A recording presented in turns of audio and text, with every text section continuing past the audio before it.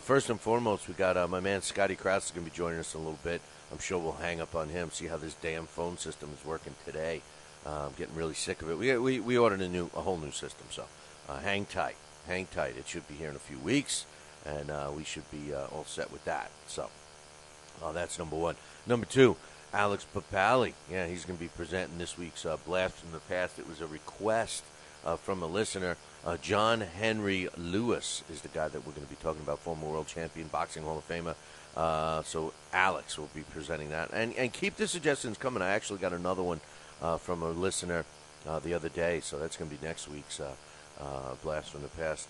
And then the infamous Joe Santaliquido will be joining us in a little bit as well. Rumor has it the man himself, Jeremy, the guy that I blame everything on, may be stopping by a little bit tomorrow. So we got to wait around for that. You know, speaking of the Billy C. Boxing Hall of Fame, we made a decision based on some input from everyone that was involved last year to have it in the same locale. And, I was a little torn from it because although the event went great, what I didn't like about it was that we didn't get much support from the local area. Which really doesn't matter for the type of event that we do with this Hall of Fame. We kind of are attracting people from outside the area to come in. But I kind of wanted a little more support from the local area. So with that in mind, I considered moving it. I decided not to, and I think it was a good decision. It's already out. As a matter of fact, it's in today's newspaper, the local newspaper in the area of the Glens Falls area. Is called the Post-Star, and they already have an article about the Hall of Fame, the inductees, all of that stuff. And I've been informed by the media here in our area where we have the studio and the surrounding areas, which include 40 minutes away, South Glens Falls, that they really want to actively be involved. As a matter of fact, some of the press have already reached out to try to get involved with our voting system. So things are looking good. So we do have an early bird special for the Hall of Fame. If you're interested, hofinfo@billycboxing.com. It's only good for the end of this month, February. So if you want to take advantage of that, and it is a good deal, and it's based on 2 people, so let me know. Got a couple of emails we want to get to before we get into some news, some news that I guess is new news, but not shocking news. We had already talked about it already. But I got a couple of emails. First from my man Alex T. He likes to be called the other Alex. And really, there's 2 Alexes in his own house. There's the guy that runs the place, Alex T. Jr. Hope he's doing okay. Hope he's gotten to try out his new boxing gloves. I know he's getting anxious to try those out. And Mom won't let him smack around his little brother. So we'll be waiting around to hear how he does in the gym. So Alex T says, I was listening to you talk about Sonny Liston, and I remember years ago turning on an ESPN fight, and it was a Liston fighting somebody before he won his title. I believe it was the same guy that fought Ali. Anyway, he goes on to say, here's a fighter who had the skill. He said he was able to move from side to side gracefully. He was pumping out an amazing jab, had all kinds of power behind it. He says, to watch that and remember that fight, and then to see the same guy that fought Muhammad Ali and looked like a telephone pole in there standing still, just didn't seem like the same Sonny Liston.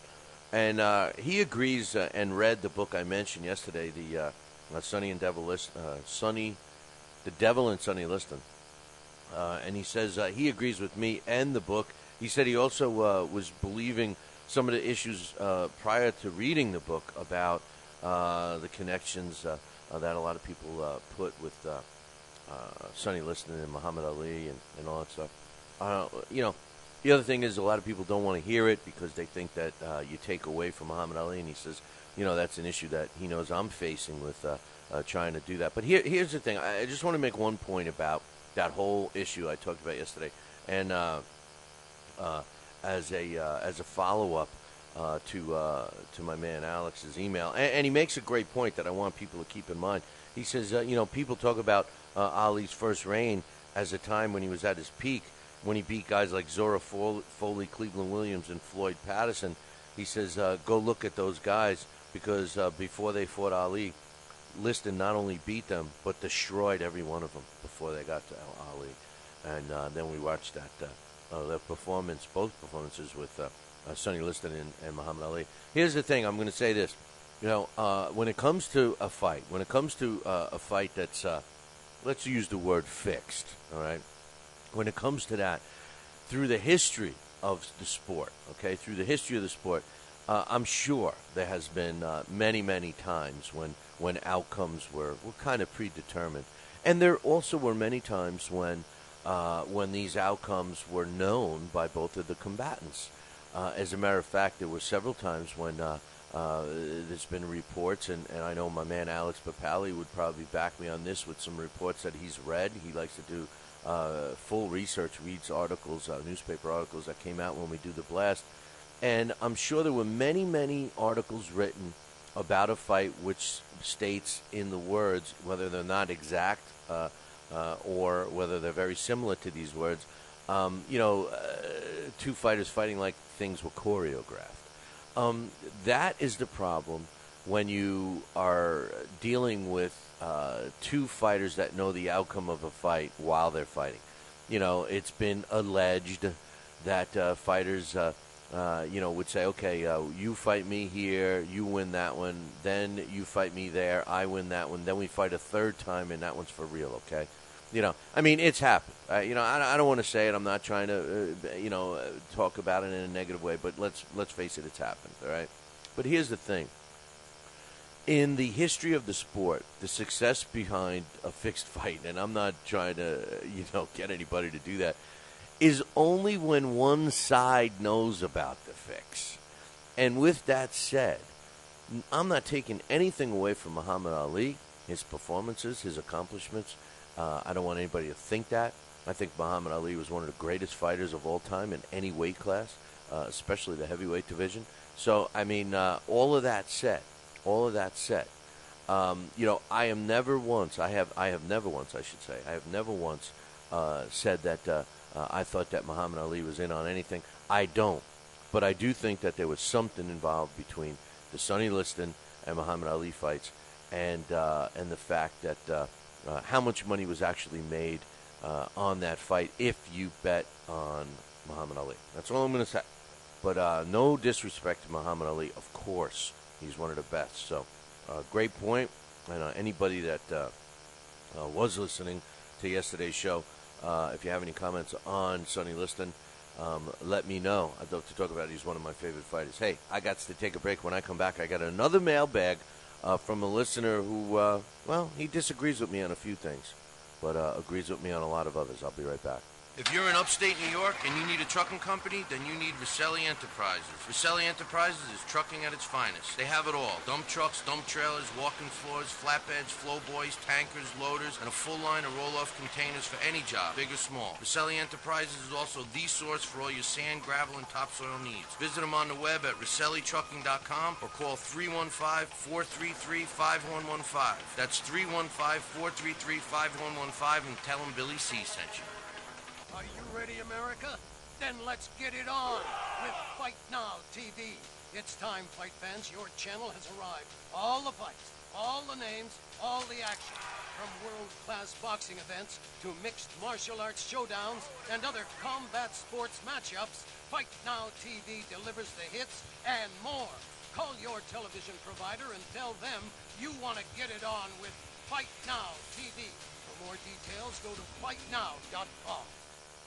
We've got a great matchup tonight. Fighting out of the left corner is the #1 ranked contender. No, he is not. I'm sorry, but who are you? I am the IBO computer. I am programmed to provide only fair and unbiased boxing rankings. This fighter is the #15 ranked contender. Fair and unbiased boxing rankings? That's a new concept. Actually, it is not. The IBO has provided unbiased computerized rankings for many years. Well, we've still got a great fight tonight, folks. In the left corner is the #15 ranked contender. The IBO, the champion of integrity. Learn more at IBOboxing.com. Check out BillyCBoxing.com now, or feel the wrath of the mighty mustache. Oh, that hurts. Why are you doing that my face. I hate you. I hate you. That's BillyCBoxing.com. Consider this your warning. As a young boy, all Billy C. dreamed about was one day having his own catchphrase. And we're back. And we're back. One boy, one dream, one day, everyone will say. And we're back. And we're back. And we're back. And we're back. And we're back. And we're back.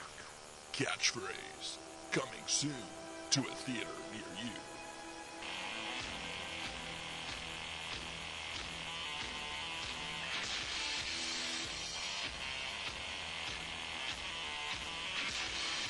And we're back. You are listening to the Talking Boxing with Billy C radio show. Hey, man, don't forget, we got a couple of really good fights for you to check out. First and foremost, this weekend, the KO at the TU. Star Boxing is putting on a great show at the Times Union Center in Albany, New York. It's going to feature heavyweight action with Joe, the Future Hanks, an undefeated fighter. Also, a bunch of great undercard fights, including Kevin Rooney Jr. is on that card. So get yourself some tickets. You can get them by visiting our website, www.billycboxing.com, and click the fight poster. It's right there on the front page. And while you're at it, there's another good show by Star Boxing next week, and it's at the Mohegan Sun, one of my favorite places to watch a fight. It will be Friday Night Fights, and it's going to feature Demetrius Andrade. So if you want tickets for that one, do the same thing, man. Just click the fight poster like you can on any of the fight posters up on BillyCBoxing.com. Just click them, and you'll be directed to where you get some tickets. And also, if you're in the Ontario area of Canada, we need you to go to the Mississauga fight. That's right. That's in Mississauga. It's called Young Guns. There are still a few tickets available. Ticket sales are going great for that, from what I understand. Check it out. Make sure you tell them Billy C sent you. Again, click the fight poster. And one more fight I want to tell you about that we will have a fight poster up later today, from what I understand. I'm being promised. We got March 2nd. My girl Chevelle Halbach is fighting Terry Blair in Tampa. It will be the first time that Chevelle is the main event in Florida, in her home state of Florida. And FYI, it's going to be the first time that a female bout is the main event in the state of Florida. So some history is being made, and you're going to be able to see it for free right on LDL TV and Ustream the night of the fight, March 2nd. And yours truly will be calling the action from ringside. So we'll be all looking forward to that for sure. I got another mailbag I wanted to go over. It's from I guess a new subscriber. His name is John, and he says he was having some trouble with the premium subscription. Here's the thing, just for all you guys, and for anybody that's tuning in for the first time or stumbling across the show or whatever, and you want to become a premium subscriber like John, here's the thing. First of all, it's only $15 for the year. And what it gives you is the convenience of listening to all of our stuff, not just the show, which is 10 hours a week, 2 hours a day, but all of our specials and everything else. You have full access to the whole library of past shows and everything else. And it's only $15 a year, and you can listen to it when you want. You want it on your iPod, you want to listen on the way to work, you want to listen to it while you're working out, like my man Ton TV in the chat room. He's pulling the old Rocky on us all with his new workout process. But the bottom line is this: you get to listen to the show, watch the show whenever, when you want. So consider that. It's just subscribe to the premium subscription. You can do it visiting www.talkinboxing.com or BillyCBoxing.com. And a little FYI, when you get your premium subscription, the company that handles it all will send you the username, which is the email address that you use to sign up and pay for the premium subscription, and then they'll send you the password to that email address. And if you have any trouble, you contact them, and if you have any issues there, just email me and I'll hook you up with them. But their support is pretty good. But with that said, I got my man John. He says he subscribed the other day, and he says I missed it 2 days. I'm jonesing for the Billy C fix. He says Billy C is right about everything except the following 3 topics. So Well, that's pretty good, man. I'm right about everything except only three. Only three things. Only three things. Man, my quality given 24 would disagree with you on that one. But he says three things. Number one, Obama. He says Obama's my man. I only wish he'd be more aggressive on certain topics. Here's my thing about Obama. First and foremost, I know it's not anything to do with boxing, but, just FYI, this country is going through a really crazy time right now politically, in my opinion. I never claim to be a political expert or anything like that, but what I do see is I've never seen the division as much as it is now. And I think the division of whether people support a specific party, which include the President of the United States. If you support his party, you support him. If you support the other party, you don't support him. I think that the problem that we have is that too many people are wrapped up with the parties. My hang-up with Obama has nothing to do with his political party. My hang-up with Obama is that he doesn't make a solid decision. I think he's a great speaker, but he says he's going to do this, he's going to do that, but then he doesn't. The people that support him are blind to that, and the people that don't support him are blind to everything. So, I can respect that, but my opinion of Obama is that he just doesn't pull the trigger. He just doesn't pull the trigger, as Freddie Roach would say. And you know what? While we're at it, you can't. Everybody that supports Obama blames the previous administration, which is Bush. And whoever, if someone new gets in this time, they'll blame everything on Obama. It's the way it is. Everybody blames the people before them, which is also not right. So a lot of the problems that Obama's having right now is just the way that people are looking at it. But there is one positive to gain from all the negatives, and that's that people are at least discussing it.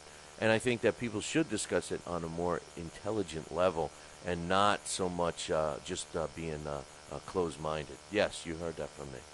So that's his first thing he disagrees with me on. The second thing is that he believes that there should be a National Boxing Commission. John writes, long overdue, as the free market of boxing is shameful on many levels. It's time to regulate it on a national basis and protect the fighters and legitimize this business of boxing. Listen, my main point about a government-run commission is simply this, John. The bottom line is the first point of this, and the reason why I even brought up Obama is relative to your second point. If we can't agree on a political stand, if we can't support our President of the United States, myself included, if we can't support him for whatever reason, how can we expect our own government to run a sport that is conducive to, shenanigans? And our government has been known to deal with shenanigan BS, and in a negative way. I think that if people can get to certain commissioners and all of this stuff, they could easily get to them if it was on a government level, especially when it comes election time. So, for that reason alone, people complain about the business of boxing and the way it is now. I think if the government was involved, it would be even worse. The government being involved with it would be even worse than it is now. So that's my thoughts on that. It always has been.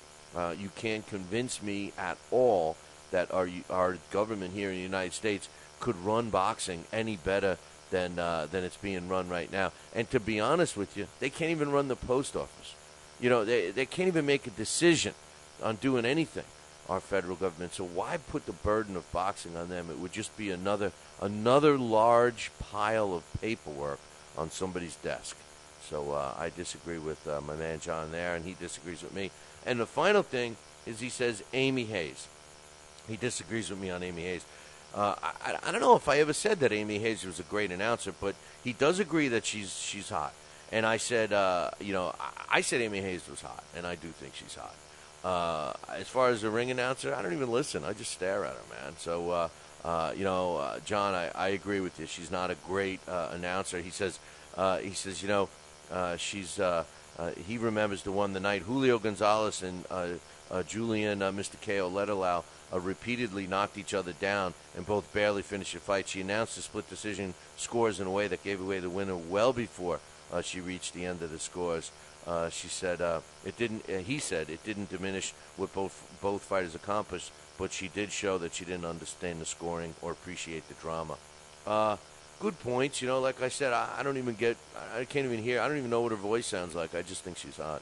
But thanks for the mailbags, John, and good luck with the podcast. If you continue to have some issues, let me know. We got a lot of news to talk about. They made it official about the Andre Berto injury, which we talked about, 2 days ago? We talked about that 2 days ago. They made it official that the fight, not only that fight has been canceled or postponed, but the whole card has been scratched. So that's that. I will get to that in a little bit. Interesting comments from the new, who took charge, the new HBO guy, Ken Hirschman, who used to be with Showtime.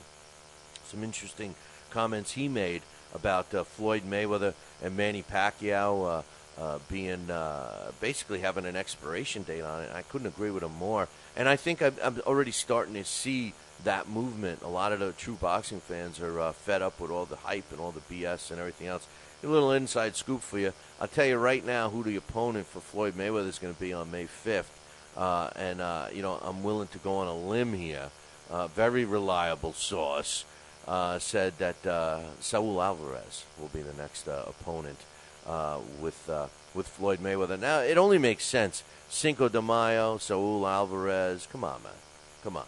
I mean, we know that that's going to happen. It was just a toss-up. Who's he going to fight? Is he going to fight him? Is he going to fight Cotto?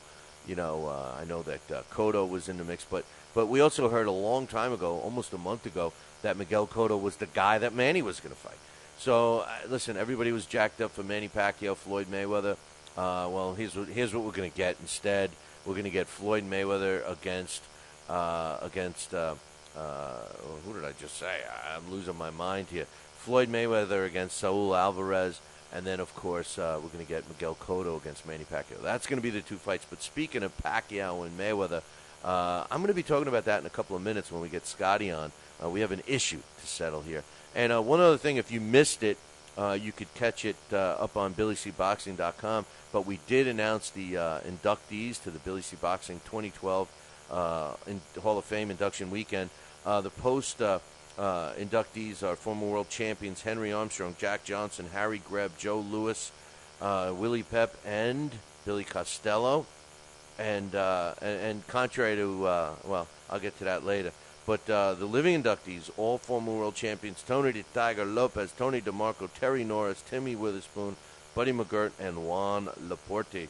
What a class that's going to be. We're going to have some fun this year, I know that. If you're looking for the early bird special, save a big chunk of cash, drop us an email, hofinfo@BillyCBoxing.com. Don't forget about the KO at the TU this weekend, Star Boxing. Visit our website, click the fight poster, and get yourself some tickets right now, or show up at the Halftime Bar and Grill on Friday for a shot at those. Hey, I got to take a break. When I come back, Scotty Krause. Are you ready, America?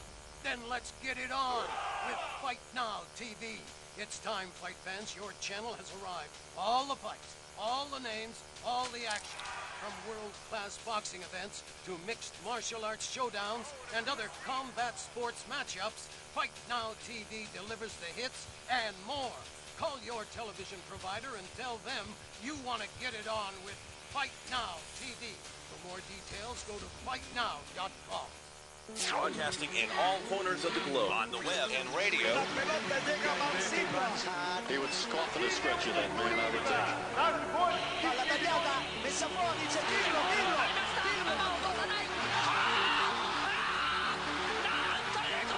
You're listening to Talkin' Boxing with Billy C. From upstate New York in the good old US of A.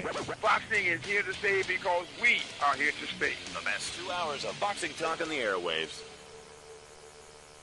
Hey, fight fans, check out KOFantasyBoxing.com. KO Fantasy Boxing is boxing's only trademarked fantasy game. Check it out, www.KOFantasyBoxing.com. Select your own gym, your own fighters, track them through a season that can last from 3 months to a year, depending upon which league you join. You got to check this out, man, www.KOFantasyBoxing.com. Join it today. Again, www.KOFantasyBoxing.com. And tell them Billy C sent ya. Now back to Talking Boxing with Billy C., the only radio host man enough to take a punch from Mike Tyson. Wait a minute, man. Hold on there. Jeremy, I need you to take this one, all right? Wait, what? No way.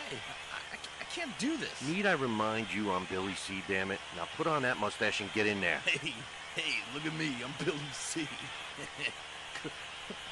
Crap.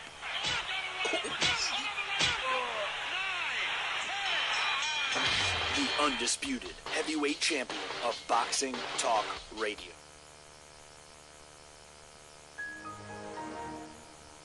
And we're back. You are listening to Talking Boxing with Billy C., a radio show. Yeah. We're having some issues with the damn system, but we will get to that in a second. Scotty included, so hang tight for that.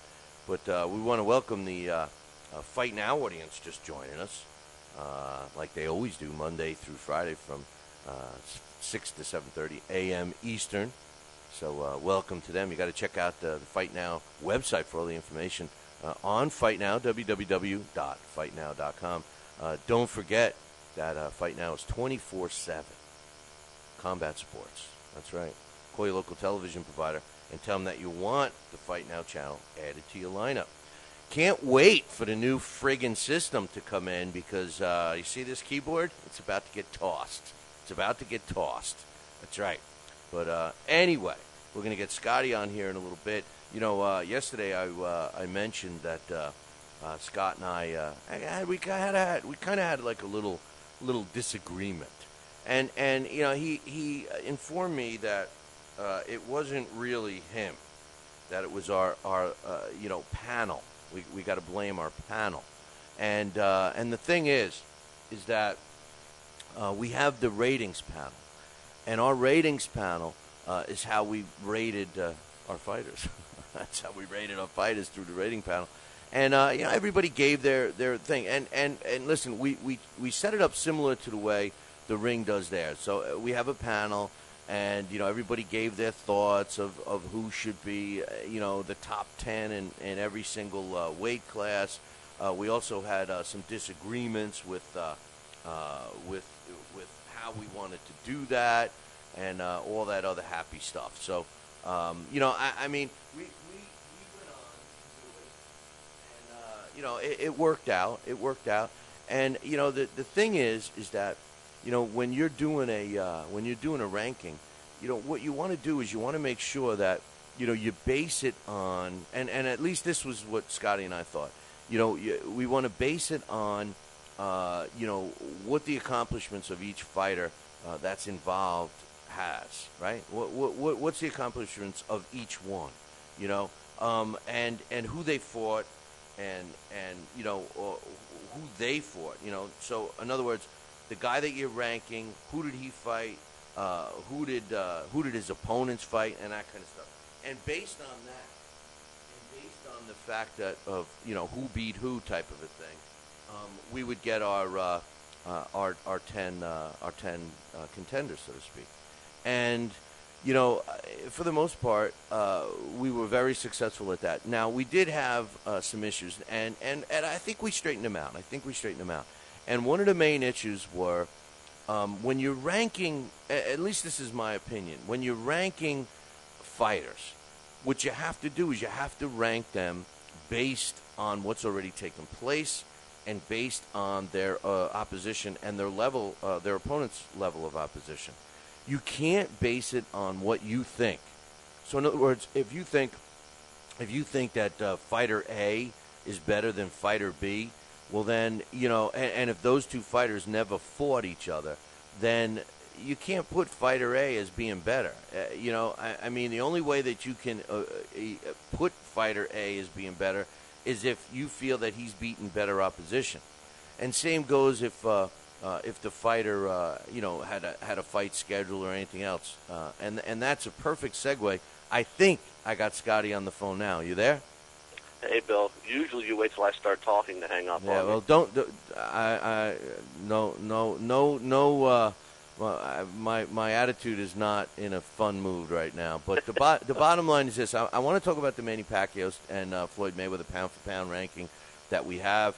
And, you know, what's your thoughts on that? I mean, I know what your thoughts are, but get this ball rolling here. All right. Well, as you were just explaining, there is a panel. It's not just my opinion; it's the opinions of several contributors to your show that send in their rankings, and pretty much the rankings came out late November, early December. I think was the first set of rankings that we produced, and this was after Manny Pacquiao's poor performance against Juan Manuel Marquez. To me, the separation at the very top between Pacquiao and Mayweather has always been a very narrow one. I've had Pacquiao, like most people have, pound for pound number one for a couple years now. And the separation between the two, though, is very small. They're two clearly the best fighters in the world. And when Pacquiao beat Marquez in a fight that most people thought he probably should have lost. I didn't necessarily think he should have lost. It was a very, very close fight. I didn't think it was a robbery at all. Just a close fight that went Pacquiao's way. Certainly not an impressive performance, however, given Mayweather's utter dominance over Marquez when he fought him. A lot of people at that point thought that they flip-flopped and put Mayweather number one. My personal opinion was not to do that. I still thought Manny Pacquiao deserved the number one pound-for-pound position in the sport based upon several factors. One of them is, he's fought, going back to his fight against De La Hoya, which was 3 years ago, I think, December of 2008, when he moved up and really has taken over that pound-for-pound spot. He's fought 7 times. Mayweather's only fought 3. To me, the activity, the number of top fighters that Pacquiao has beaten, still, in my opinion, puts him at that number one spot. So, just my own personal opinion, he narrowly, and I thought about it. I didn't just automatically put him there. I had to think about it for a little bit because I did consider moving Floyd into that spot, but I thought Pacquiao still retains the number one pound-for-pound position in the sport. Again, just my opinion. Well, wait, let me stop. The opinions of your contributors were much different. Most of your contributors, and I don't know man for man who said what necessarily, but the majority of them, enough of them, put Floyd number one that I had to consider what the panel said, and we have Floyd as number one. And even though I disagree, if I just override everything that the panel says because I disagree with it, then what's the point of having a panel to begin with? So I consider what their opinions, and they believed, for the most part, that Floyd should be number one in the pound-for-pound rankings, which is a much more subjective category.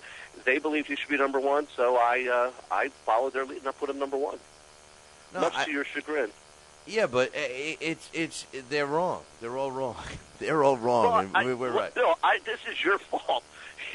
You were so wrapped up in the Hall of Fame thing that you weren't involved in that first set of rankings. If you would have thrown in your opinion, that might have been enough to outweigh the others, and maybe Pacquiao would still be number one. It's our leader's fault.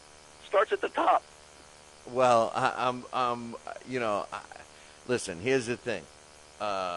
First of all, I think that the panel was being swayed by their opinion. You know what I mean? I mean, they're not looking at the facts. And you made an interesting point, because I agree.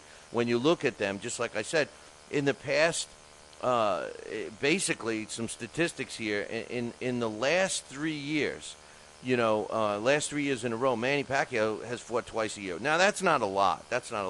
In the last 3 years, Mayweather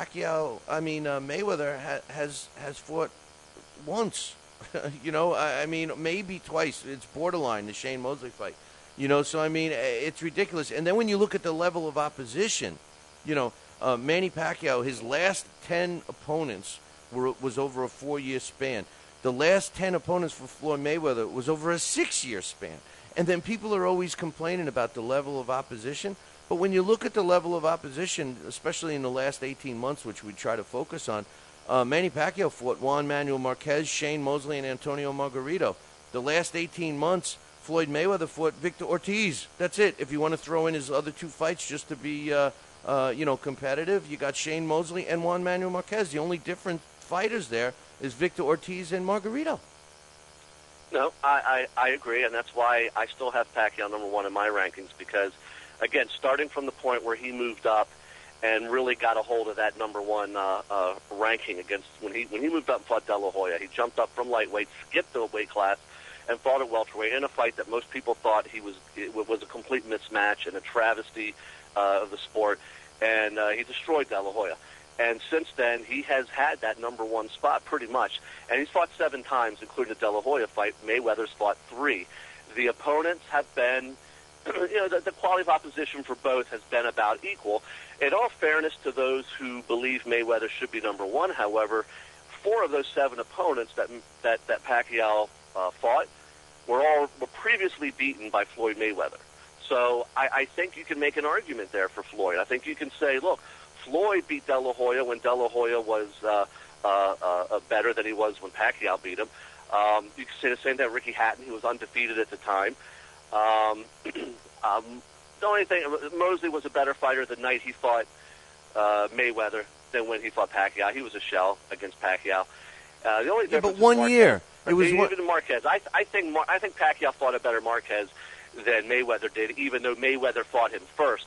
I thought Marquez learned something that first time against Mayweather. He learned how to pack on the weight differently, and I thought he was a much better fighter against Pacquiao. However, you still have to consider that Pacquiao has beaten 4 of the opponents that Mayweather had already fought and beaten.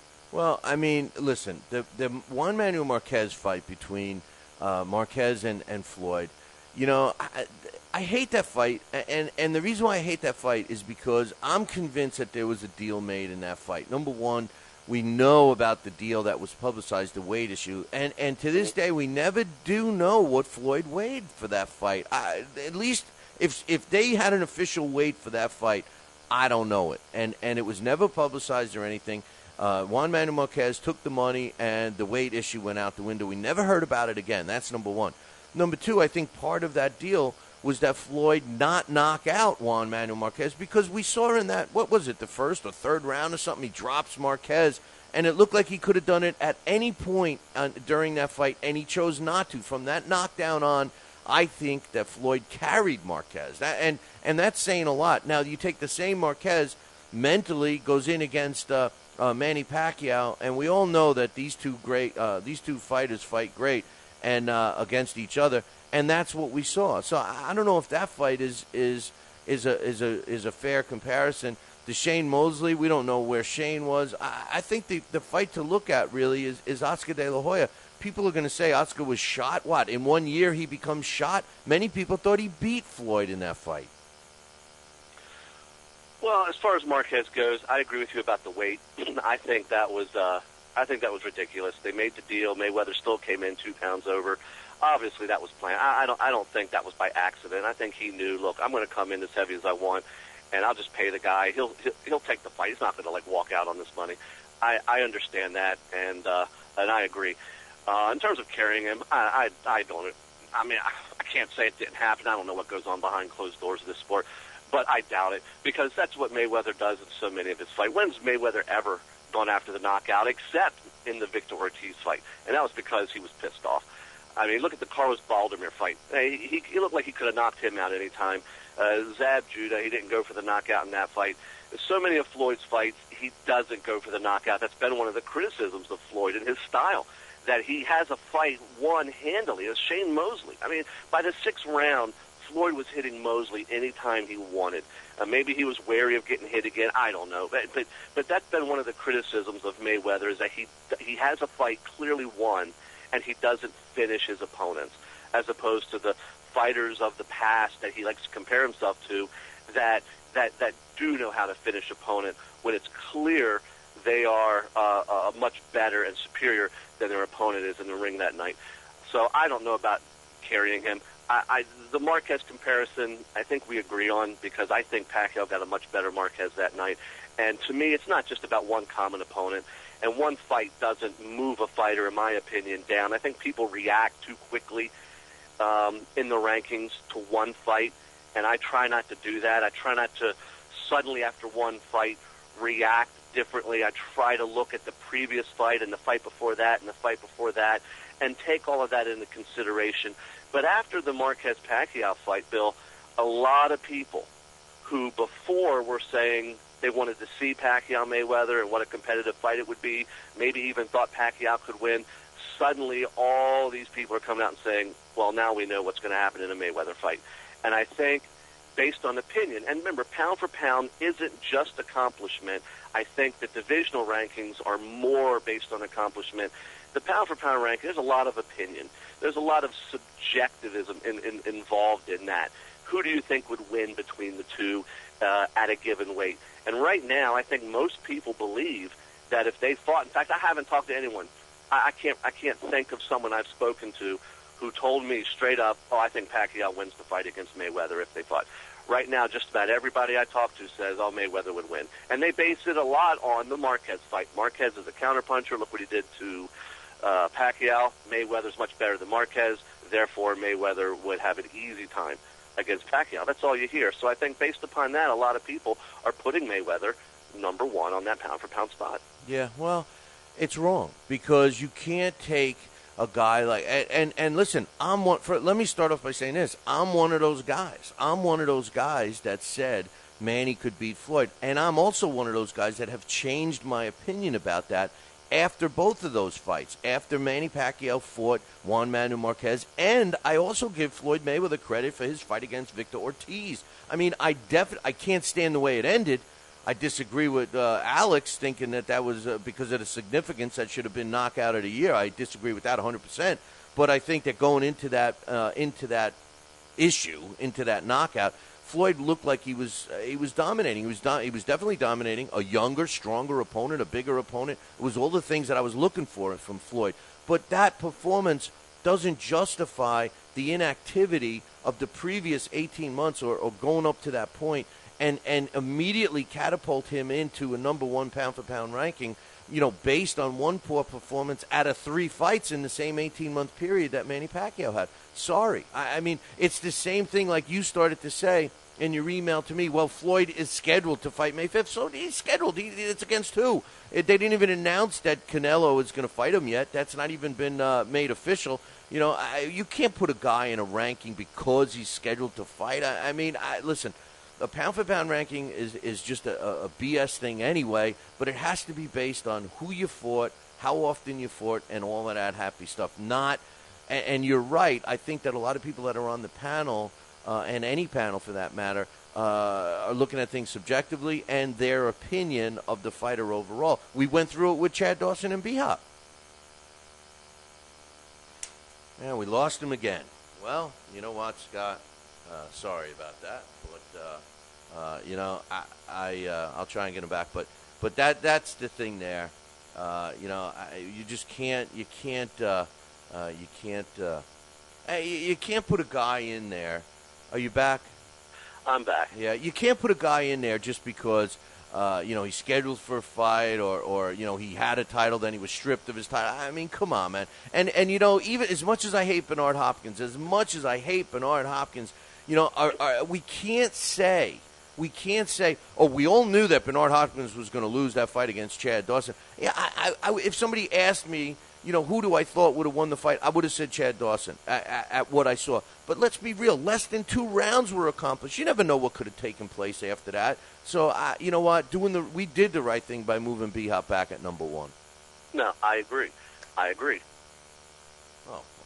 Oh, you there? Yeah. I almost fell off the chair. You agree with me? Well, no, I agree. I agree with what you're saying because I feel the same way. I go by the official result. I don't go by what ifs or what could have been, which is why Pacquiao on my pound-for-pound list, my personal, Scotty's list, is number 1 still because he beat Marquez. I know it was a close fight. I know it could have gone the other way, but it didn't. If it would have gone the other way, if Marquez would have gotten the decision and Pacquiao would have lost that fight and now had a loss recently, then I absolutely would have put Floyd number 1.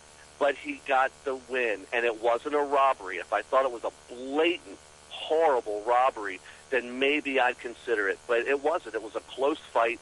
It went to Pacquiao. That's the way it goes. He got the win. That's the official verdict of the fight. So to me, Pacquiao stays number one because of the last 3 years, his opposition has been better in terms of quantity, and I think it's been equal to, if not better, in terms of quality. You got to throw in some of the fighters that he has fought, like, look, Antonio Margarito. He went in that Margarito fight outweighed by a good 20 pounds. And people throw that fight out like, it's just Margarito, he's big and slow. Yeah, after the fact, it's easy to do that. But going into that fight, that was a risky fight for Pacquiao. He was a small guy going against a big, strong guy that could have gone the other way. Margarito might have just beaten Pacquiao into dust in that fight, and everybody said, well, see, that's what happens when you're so... Yeah, that's what happens when you have a piece of garbage phone system. You know, the bottom line is this. You know, you can't, and you have to base who the fighters fought. Who the fighters fought in an 18-month period. You can't go back. You can't go back 3 years. You can't go back 5. Now, you know, my opinion is that. Automatic voice. Yeah, my opinion is that you can't. You can't do it, all right? And the bottom line is this, you know, they're talking in the chat room, it's opinions. You know, you can't move a guy in a number one ranking because of one fight. You can't move a guy in a number one ranking because you think that he's going to beat the other guy. You know, the only time you get to move him in that spot is after he beats the other guy. So, I mean, all of that is involved with that. Are you there? I'm here. Yeah. Well, you know, let's talk about the Friday night fights. Listen, I agree with you about Manny. Manny should be pound for pound number one, at least in our rankings, only based on activity, level of opposition. That's it. If Floyd fought another fight, you know, and then Manny fought another fight and Floyd looked better, you'd have plenty of reason to move Floyd up. If the two fought, you know, if you and I were discussing who would have won if the two fight each other, that's a different situation. It has nothing to do with this ranking system. So, end of that. Now, just to cover one thing real quick, I do believe that heavyweight should not be in the pound for pound, and I think you agree with me on that, right? I agree with you too. But again, the panel had Vladimir Klitschko in there, so I took their opinions and you know, I put them in because that was what they wanted. So I have no problem with it. You know, I'm not going to just throw my own personal thoughts and opinions in there and override what everyone else. Yeah, well, they got to if they don't like it, they got to vote. That's the end of the story. Like Alex is in the chat room saying, "Oh, I got to remove the word can't. You can't do this. You can't." It's my opinion. I can't vote for a guy that does not fight enough. I can't put him at number one. I can't. That's my opinion. If Alex, you have a different opinion, Alex, you know what? You got the vehicle to do it. Vote. Next time Scotty sends you the thing, vote. So that's that. But we had some fights last week. And they were pretty good ones, at least the co-main event. Ji-Hoon Kim, what a fight that was, man. Did you think that was a smart fight for the other guy? What's his name? Akumba? Amadou? Yeah, Amadou, yeah. It was a smart fight for the boxing fans. That's all I can say. Yeah. You know, yeah. We got an entertaining fight between these two guys. And, you know, Amadou, he took a bit of a beating in that fight, but he fought back, and I thought, you know, he won a few rounds here and there, maybe a couple. I thought it was close. I thought it was more like the 96-94 score. You know, some of the two other judges had it 98-92, 97-92. Yeah, I had it 98-92, but wow.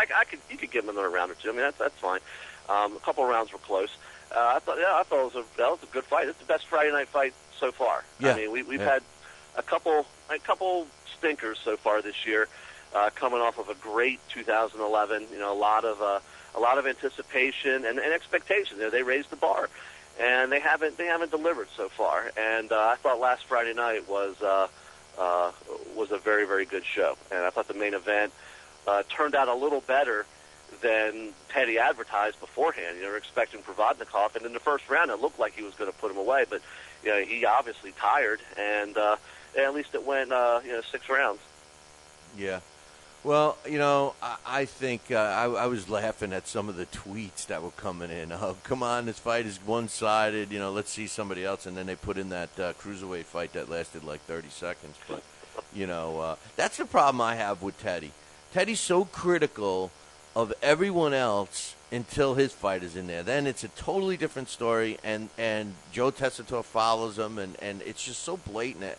It's worse than me. It's worse than me. But well, I tell you, I like Teddy.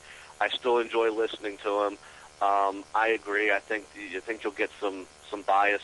And Joe Tessitore, I do like him. I think he's a good blow-by-blow guy. But I love the fact that afterwards, when Provodnikov put on the WBO Intercontinental title, that Joe Tessitore started his trinket alert. And I'm thinking, you know what? You'll point that out, and yet you'll sit there and with a straight face talk about Alexander Povetkin as a heavyweight champion of the world. I mean, why not, have a trinket alert, when you talk about Povetkin? Why not, hey, Teddy, there's a little trinket alert for our fans before we get into your fighter? And no, to me, that does bother me. Yeah, well, and like that point, that Tessitore is like, oh, you got the Klitschko's and your guy, and then everybody else. Yeah, don't even put him in there with the Klitschko's. It's kind of funny. But anyway, this week, Friday Night Fights. We're going to be over at the Halftime Bar and Grill. We're developing a nice little following there. Edison Miranda is taking on Isaac Chilimba. And now this guy was kind of not a last-minute sub, but definitely not the original. What's your thoughts on that one? Well, I saw both of these guys last time in Atlantic City. They both fought on the undercard, and I thought Miranda's looking a little worn. I mean, I think anyone who's seen him fight recently can tell he's old in terms of just fight years. I mean, he's only, I think, 31, but the guy just seems to be worn out in the ring. Chilemba's a much younger guy. Miranda has the experience, but Chilemba, I think, is a guy on his way up. I think Miranda is a guy on his way down. Now, anything can happen. Remember Chilemba against Vlasov, undefeated guy on, I think it was on Friday Night Fights last year or year before last, and barely made it through the 8th round, was put down twice. He won the fight, but same thing could happen against Miranda. Miranda still has power, but he still telegraphs his punches, and if you're any kind of a boxer, you can beat the guy, and I think Chilemba will do it. I think he'll come out the winner. Yeah, Chilemba over Miranda, yeah. Miranda, I don't know, man. I don't know with him. He started out at middleweight. He's at light heavyweight now. He's just a power puncher, and I don't know. But the fight might be the co-main event, the heavyweight fight. Abdulazimov against Pedro Rodriguez. What do you think of that one? Well, I've only seen. What do you think of my pronunciation? Magomed Abdusalamov. I've seen this guy once or twice on the undercards in Atlantic City. He's a big guy. He's a beast. I don't know anything about his opponent, Pedro Rodriguez, but I'm curious to see the development of Abdusalamov. He comes into the ring with some weird music, and it's almost like a Count Dracula cape on. So, he's got a bit of a shtick going on there, which is good. I think you need that a little bit in the heavyweight division, especially. It's so boring.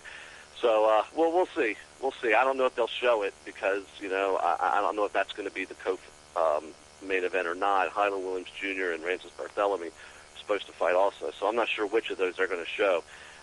If it's a quick knockout, maybe they could do that. But so far, this guy's been knocking people out, and I'm just curious to see how he develops. Don't really know much about him yet. On HBO, we have a couple of good ones. I just want your thoughts real quick. Julio Cesar Chavez Jr. against Marco Antonio Rubio. A lot of people think this is going to be the toughest fight he's had. Yes, he fought Zabik and won, but Rubio might bring a little more power to the table. What's your thoughts on this one? This is not a high-profile fight at all when you're looking at the calendar year. I mean, Berto Ortiz rematch was much more anticipated. Unfortunately, it's not going to happen. But this fight is one I've been telling people, don't sleep on this fight. Don't miss it. Because I think this could be a very, very entertaining fight.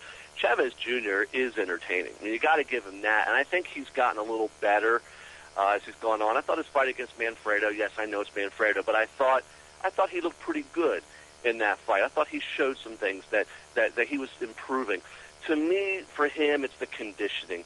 If he is not in shape, if he's not trained hard, if he's not in the best of shape, then I think Rubio is going to outwork him and win the fight. But if Chavez Jr. is in top shape, then I think he does the opposite. I think he's stronger than Rubio. And to me, Rubio really hasn't impressed me except in the Lemieux win. But obviously that was a guy against a guy that wasn't ready for that level. Rubio has a lot of fights, but he's never beaten a top fighter. To me, if he beats Chavez Jr., that's his biggest win in his career. He's got almost, 50 or 60 fights. So I think it's going to be a good fight. I think it's going to be entertaining. Both of these guys are going to come. They're going to fight hard. And to me, it comes down to the conditioning of Chavez Jr. If he's in shape, he wins. If he's not, he loses. Excuse me, yeah. No, and they say his training camp has been going very well. At least Jose Suleiman says that. What about Nonito Donaire and Wilfredo Vasquez Jr.? Interesting thing about him, everybody's saying that Vasquez Jr. had some trouble making weight, but 10 days out, my only question, he was 10 pounds over the what he was supposed to be, but my question on those pre-weigh-ins, do they dry out for those, or do they hop up on the scale? Because 10-pound swing is not an alarming weight, because they, if he just hopped on the scale and wasn't dried out, you could see it. Yeah, I don't know. We'll have to wait and see when they weigh in. I guess this Friday evening, and see what he weighs. I'm curious to see what Donaire weighs. Obviously, Donaire is the talent of this fight. He's the more talented fighter, but he is moving up to a weight class in which he's never fought. Yeah, most people have him going up to middleweight or whatever, and then beating everybody. I don't know. I mean, you have to wait and take it one weight class at a time, and he's never fought at this weight class.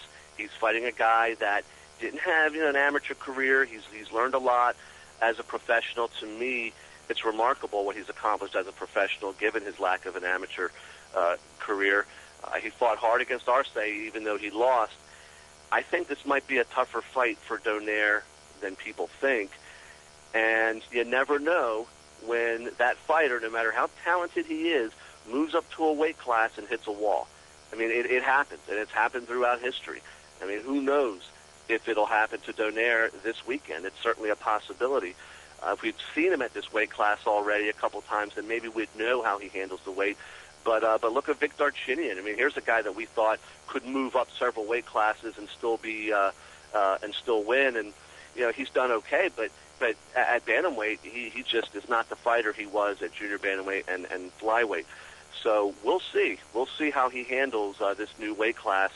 I think they figure it's safe because Vasquez Jr. again isn't necessarily an experienced guy and doesn't have the talent level of Donaire. So I think Donaire should win, but it may be more difficult than he thinks. Yeah, I mean, he's definitely the next guy, the next superstar. There's no question about it. And it's almost like they're just waiting, a co-main event. I mean, really, I think more people are more interested in seeing him than anything else. But anyway, hey, until next time we get to hang up on you a few times, I guess we're going to have to let you go, my man.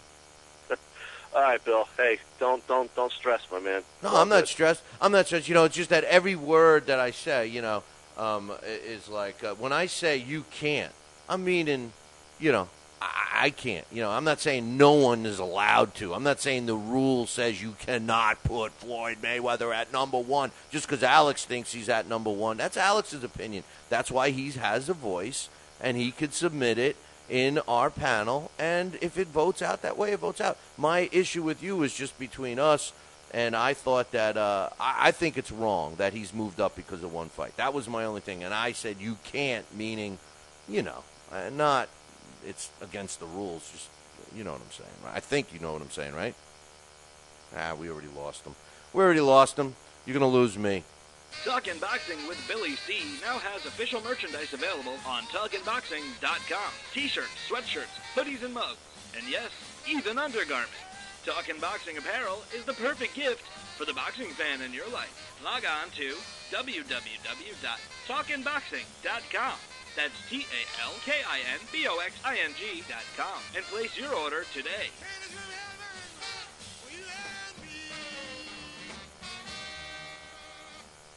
Join us here for 2 hours as Billy and the gang do what they do best. Every time I start talking about boxing, a white man got to pull Rocky Marciano out their ass. Rocky Marciano was good, but compared to Joe Louis, Rocky Marciano ain't. It's Joe Louis's ass. Joe Louis was 75 years old when he fought. What? We're supposed to be talking boxing. It's Talking Boxing with Billy C. As Billy C sits here in the multi-million-dollar Talkin' Boxing Studios, sipping a fine wine before you're even out of bed, you should be thinking, damn, I wish I had a mustache like his. It's the Talkin' Boxing with Billy C show. He's Billy C, and you're not. Sucks to be you. Now let's dig into our archives and hear a rare interview when Billy C first became the champion of boxing talk radio. Hello, Billy C. As the new champ, can we ask you a few questions? Why, certainly. Okay, your fans would like to know how you and your corner have successfully walloped the competition. We're not ordinary people. We're morons. Anything else? I'm a victim of circumstance. Did your success finally come when you made the show 5 days a week for 2 hours? What do you think? I'm trying to think, but nothing happens. Now, please tell the listeners what you've learned from making it this far. Certainly. If at first you don't succeed, keep on sucking till you do succeed. Great words of wisdom, Billy C. Keep up the great work as the undisputed People's Champion with your show, Talkin' Boxing with Billy C. Any last words to anyone who's listening? This is your fault, you bonehead.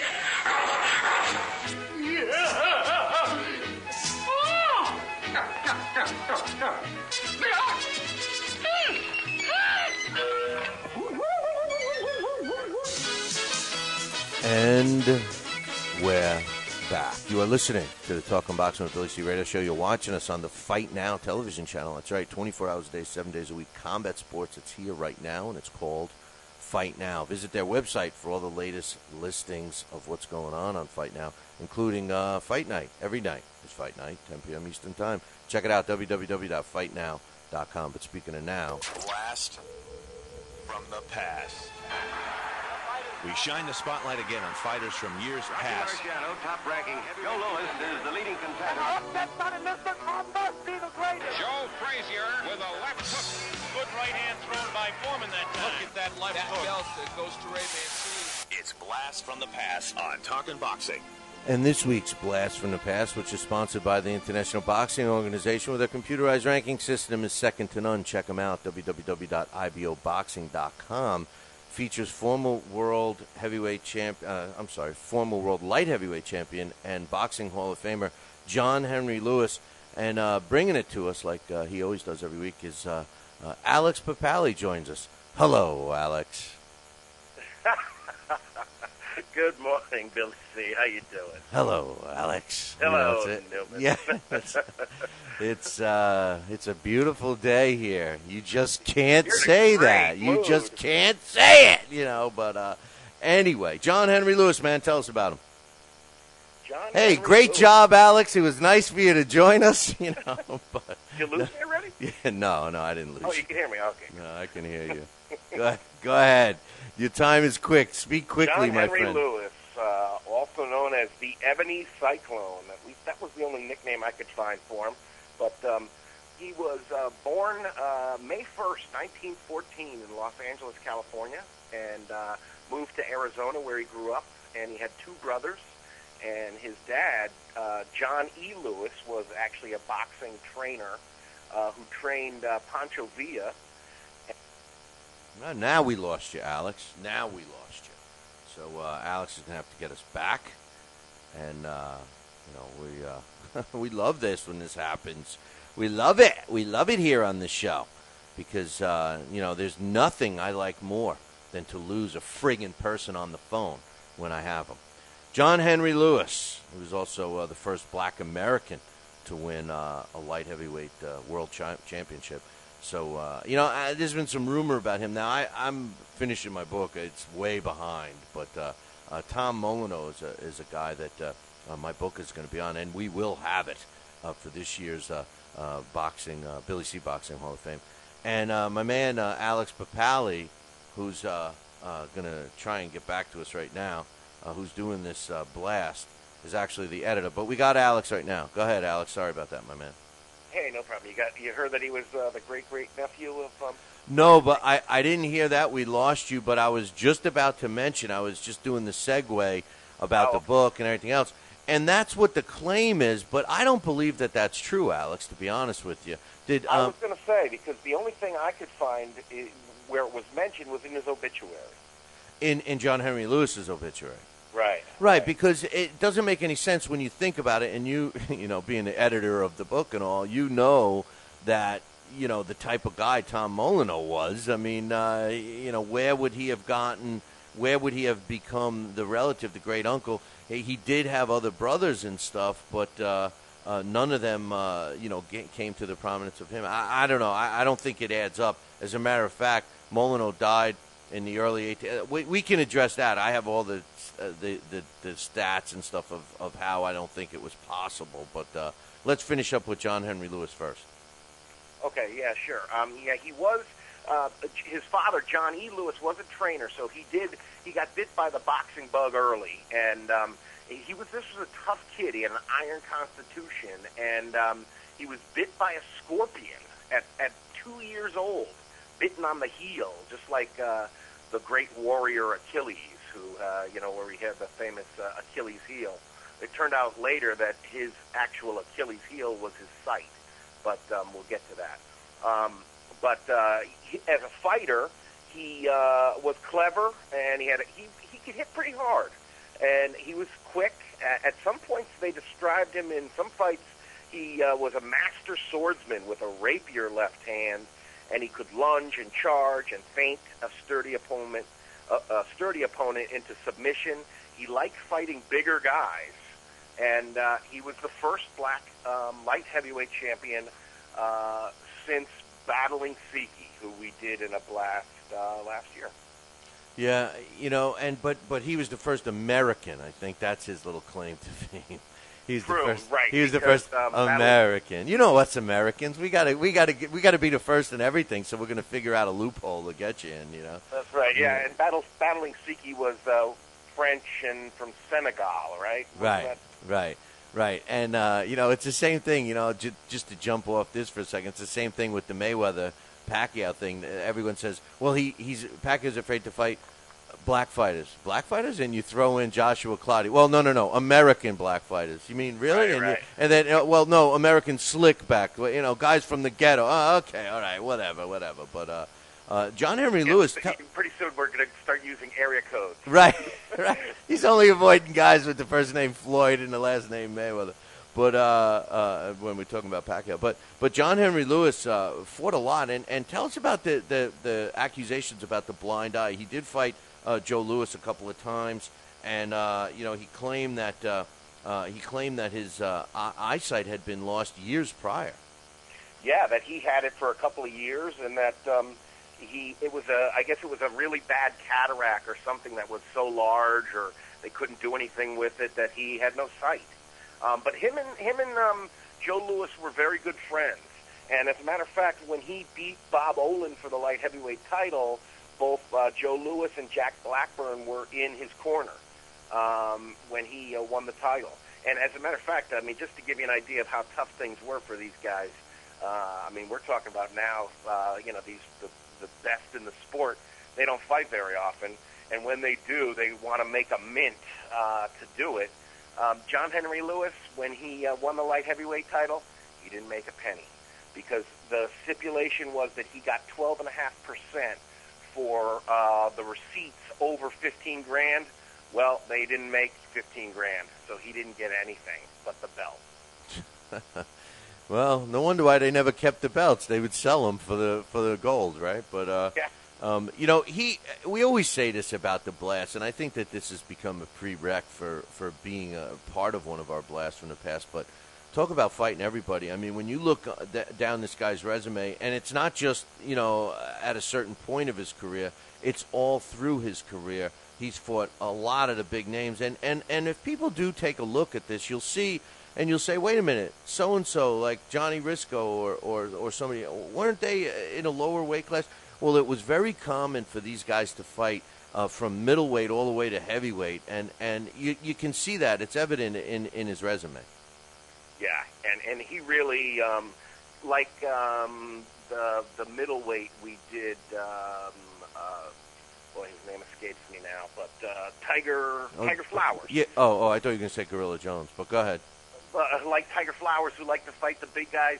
John Henry Lewis liked fighting the big guys, and he has a win over Jim Braddock in his second year as a pro. He has, in the first time he fought Maxie Rosenblum, he dropped him 3 times. Or maybe that could have been the second. There seemed to be some discrepancy there, because I saw one article where it said that he dropped Maxie Rosenblum 3 times in their first meeting and then 4 times in the second. But I was having a hard time verifying that. He actually... He did face a lot of tragedies in the ring as well. In his third fight, he was just 17. He ended up killing a man in the ring, and he was actually arrested for it. But they realized yet the next day that the guy had a defect in his heart or something that caused the death. It was a fighter named Sam Tarrant that died. But yeah, he had these wins over Maxie Rosenblum when Rosenblum was a bigger, stronger, more established fighter, and he was still a teenager. So yeah, I mean, this kid was for a while there, he was a prodigy. We mentioned those names, Joe Louis and Tiger Jack Fox and Bob Olin, and the list goes on and on and on. But there's a name on his list that impresses the hell out of me, especially how the outcome was, and especially when it took place. He fought in 1938 in May, exactly May 19th in 1938, which we later find out the guy was blind in one eye during this fight, and he fought a kid named Elmer Ray, who was one of the most vicious heavyweights of his era. And not only did John Henry Lewis fight this guy, who was much bigger than anything else, he ends up stopping him in the 12th round. It just goes to show you how talented this guy really was. Yeah, he sure was. And, he had a lot of, shootout-type fights where there was just a lot of action. Again, we see this a lot in the Blast, where there are guys that understand that boxing is spectacle as well as sport, and being entertaining is part of it. I mean, it is modern gladiatorial combat. Oh boy, I'm having a hard time talking. What did you do? Sip out of my coffee today? Too much coffee. What the hell's going on? But anyway, John Henry Lewis, great job there. I know you love reading this stuff. I want to talk about the Molyneux thing in a second, but John Henry Lewis, former world light heavyweight champion, challenged for the world heavyweight title. He had a career record of 98 wins, 58 coming by knockout, 10 losses, only 1 stoppage in his whole career, which is amazing, and it came at the hands of his good friend Joe Louis in his very last fight, which took place on January 25th, 1939. He did have 4 draws, 766 rounds as a pro with a 52% KO percentage. He he died young, really, considering 60 years old. Anything surrounding his death? I know you love to look at the obits. I didn't see, it said a long illness, but it wasn't really anything more than that. At least they didn't clarify what exactly the illness was. But he said that he had been blind for 3 years, and he just hoped nobody would catch him. And one of the other things that I thought, him and his brothers, both brothers, they were all in a band when they were kids, and John Henry Lewis played the bass horn. Oh, cool. Was that Henry Lewis in the News? Maybe, yeah. No, that was Huey Lewis. I'm sorry. Pretty good. But it could be quick sometimes. This whole Molyneux thing, what's got me is I look at it real quickly like this. Molyneux died before 1820, just to keep people up to date. It was almost 100 years before John Henry Lewis was born. When you're a great something, great uncle, great grandfather, great poobah, you're usually about 50 to 70 years older, than that person. And 50 years is, if you're having a kid at 10 years old. So I don't think it was possible for that to happen. I think that rumor started in the early parts of John Henry Lewis's career, to help bill him. I think that, at least that's my opinion. It was the same thing that people said that George Washington taught Tom Molyneux how to fight, and when I was tracking that down, mathematically it was possible in the last 3 years of George Washington's life, but George Washington couldn't even walk, let alone teach anybody how to fight in the last 3 years of his life. So that's my thoughts on that one. Yeah, it does. Right. I think mathematically it's hard to swing it, and I think the other thing is that I mean, the records are kind of sketchy. I wonder what the family was pointing to try to say that was the case. Now, it's certainly possible there that Molyneux maybe fathered a child at some point, but how they kept track of it, I don't know. Because, exactly. I mean, before he went to England, exactly where he was and what he was doing was a little bit hard to find. Yeah, we didn't track him.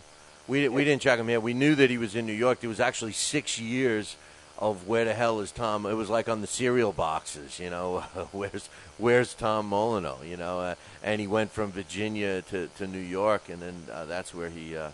But they're going to have to read the book to find out about him. Right, and then it does seem a little far fetched, because then to think he would have an offspring on the West Coast. Yeah, he never was there ever. Yeah, so it does seem a little far fetched. But the only thing that you could say is that, remember, he had several brothers. That were also on the plantation when he left, though.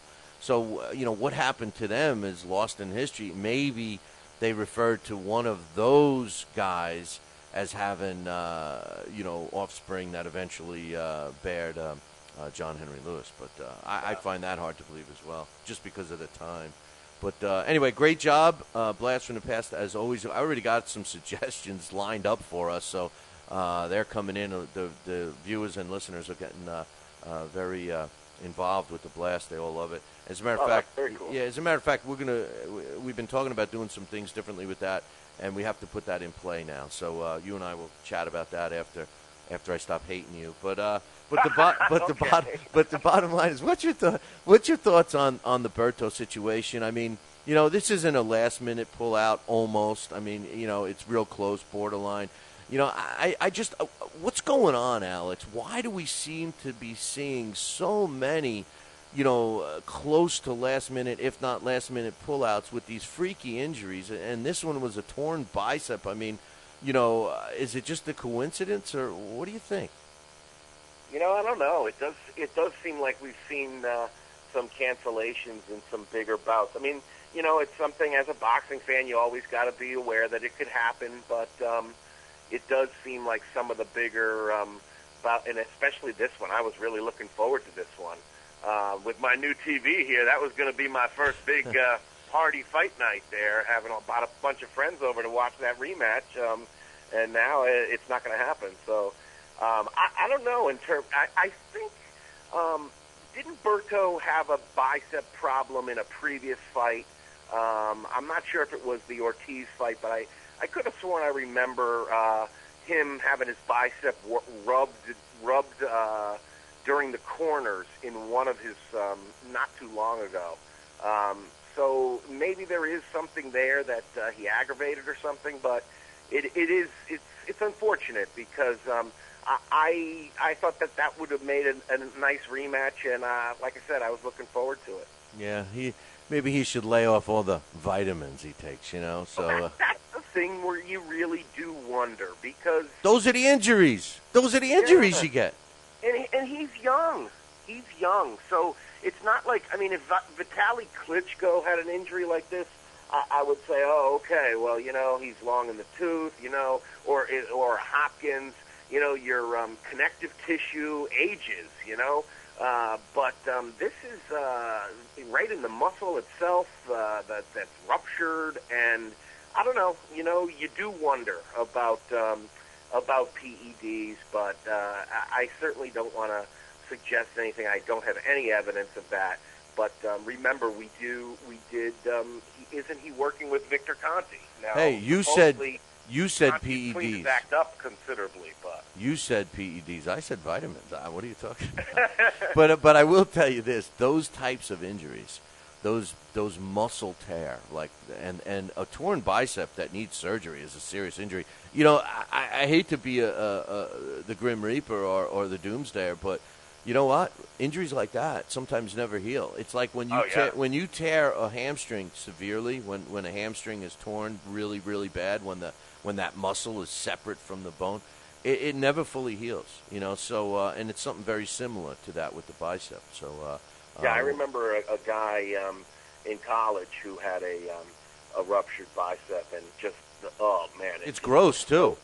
Oh, it looked so painful. It almost looked like it had, like, part of the muscle was, like, retreated up the arm. You know, I want to. We're running out of time, but I wanted to mention it. You make a really, really good point. Not about your pound-for-pound rankings, but about the Ortiz-Berto fight. You know, this is exactly what I mean, and I think that there's a problem in our sport because, you know, this fight, Victor Ortiz, Andre Berto, yeah, they're not Manny Pacquiao and Floyd Mayweather, or, you know, for the Mayweather fans, it's not Mayweather and Pacquiao. But you know what? I think it's a foregone conclusion that, you know, even, you know, we saw how great of a fight the first was. Even if it's not up to that expectations, you would have to assume that anyone that knows these two fighters knows that it would be a very entertaining fight at the least. I don't know if we could say that about a Pacquiao and Mayweather because of the cautiousness that both fighters have you know, shown us in recent times. Oh, absolutely. And I think with Berto and Ortiz, we've seen it once, and we've already seen, you know, the first 6 or 7 rounds of Ortiz-Berto. That was awesome. That was really as good as it gets. It is. It was. It was. I mean, even though you're right, even though these guys are sort of the second tier welterweights, they still match up so nicely that it really was going to be a fun fight, and they both have a lot to prove, and, you know, it's really unfortunate. Yeah, you know, and not to cut you short, but the thing is that these are the types of fights that will bring fans back, and we all know that Alex Papali's snooty. He doesn't want the marginal fan. He only wants the diehard fans in the sport. But all kidding aside, Alex, you know, this is the type of entertaining fight, and I always throw the name Bam Bam Rios out there because I think that even a guy that watches a fight once in a while, if they turn and happen to glance at a screen, it doesn't have to be as monstrous as yours, but even any television screen, and see a fight like Ortiz-Berto 1 or Paulie Warlock and Delvin Rodriguez, or a Bam Bam Rios fight, or something like that, or even a Casitas fight, you know, I'm convinced that they would give the sport another chance. It's the hype that follows these big fights, the Dawson fight, and with Bernard Hopkins. And Alex, we just lost you. I apologize for that. You know, as usual, which has become the norm here with this friggin' phone system. But and I just want to thank Alex. We were going to go to a break anyway, but you know, what we need is more emphasis on these entertaining fights. And like Alex said, you know, to watch a Victor Ortiz or an Andre Berto, we know that this rematch was going to be an entertaining fight. We know that it was, you know, and now we got to wait. That's what these promoters and the television networks got to emphasize. They have to start focusing on what the entertainment value is, and get away from the name. You know, I understand that Mayweather is a commodity. He's a name, and people, you know, they hear that name, they want to watch it. Same thing with Manny. You know, when Manny Pacquiao's name gets mentioned, people want to watch it. But you know what? A lot of times we get treated to a boring fight, and the truth of the matter is those fans that may have tuned in may not. I think that the networks have to get off being lazy, get off their asses, and start taking some of these young fighters like the Ortizes and the Bertos and start promoting them a little better and start putting them on the networks. Don't look at their record. If these two guys didn't have such an entertaining fight the first time, they probably wouldn't even be getting a second discussion.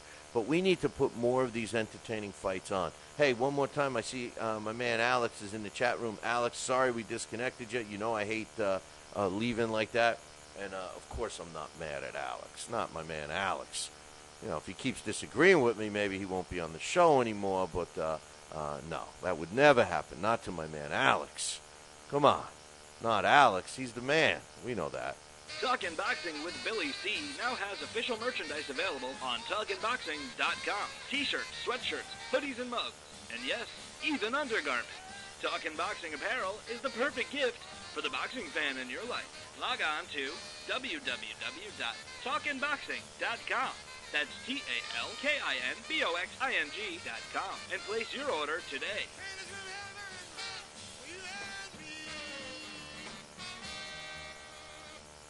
Join us here for 2 hours as Billy and the gang do what they do best. Every time I start talking about boxing, a white man got to pull Rocky Marciano out their ass. Rocky Marciano was good, but compared to Joe Louis, Rocky Marciano ain't.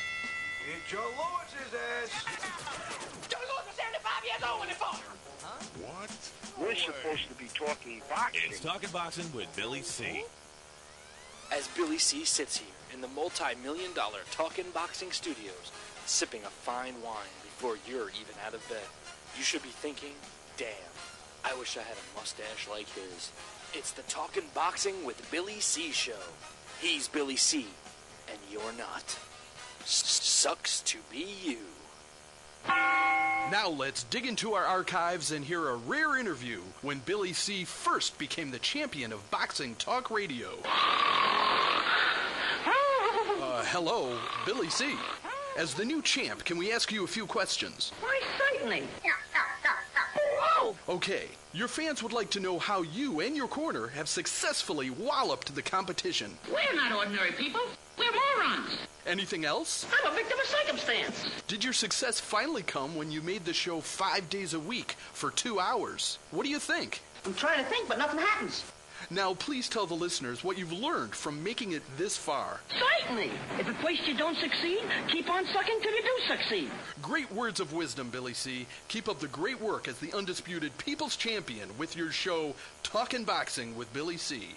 Any last words to anyone who's listening? This is your fault, you bonehead.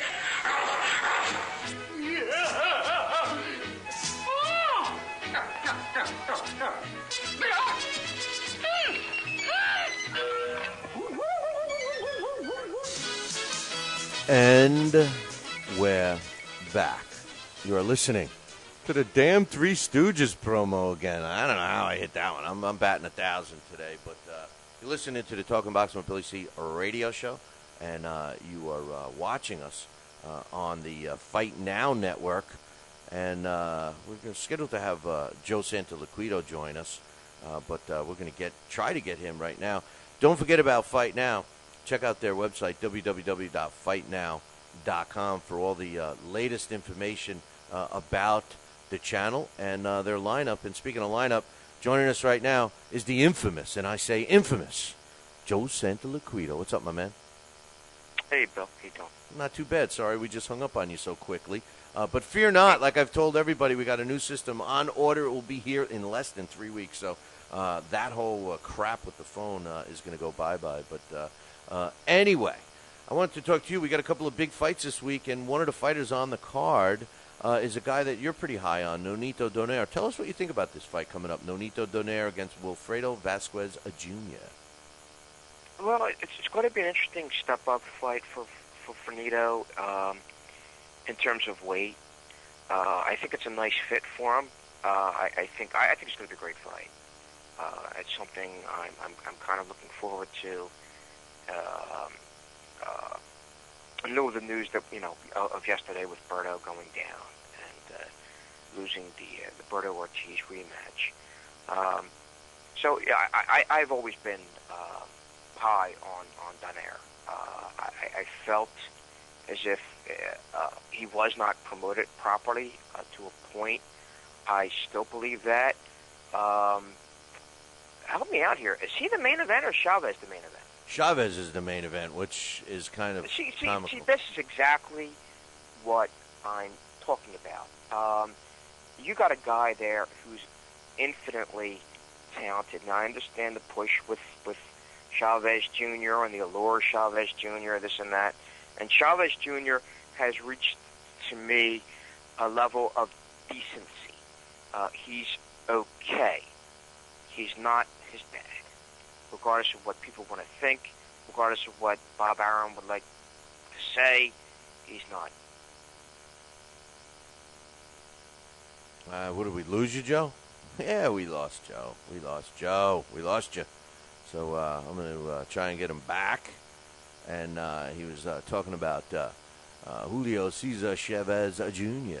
not being as big of a name as some of the powers that be want to think. And I agree with you on that one, Joe. He's not a big name. He's following in his pop's footsteps, and Nonito Donaire should be the main event. But I think that should be. You know what? I think that he's the next guy. He's clearly. I think that Chavez Jr. and this is just my opinion, I think Chavez Jr. is like this mediocre interim next guy. Let's throw an interim back at them, right? It's their interim next guy, and Nonito Donaire is going to be the top dog once Manny hangs him up. I'm talking about top rank only, but I think that's why they're doing it. I mean, I couldn't imagine how Nonito Donaire is the co-main on this. I can't either. I mean, he should be the main event, and it's actually a better fight. Well, Rubio's going to give Chavez. Like I said, I'm looking forward to it. I'm looking forward to seeing it, and let's see how it plays out. I know Donaire, talking to Donaire about a month and a half, 2 months ago. This is a big year for him. It's going to be a year that he'd really like to set himself. This is a year where his popularity can equal his talent, because he's one of the best. He's one of the top 5 pound-for-pound fighters in the world. And I don't think there's any doubt about that. But yet, I know him. You know him. This guy should have, in my opinion, crossover appeal, and he doesn't. And he doesn't because, in some large degree, and a rare thing, Bob Arum, who I think is the best promoter in the world, dropped the ball, in portions of his career. And again, it's going to show. It's going to show again Saturday night, because people are going to tune in to HBO and they're going to see actually that fight first, which is great for me because it means I don't have to turn around and watch Chavez.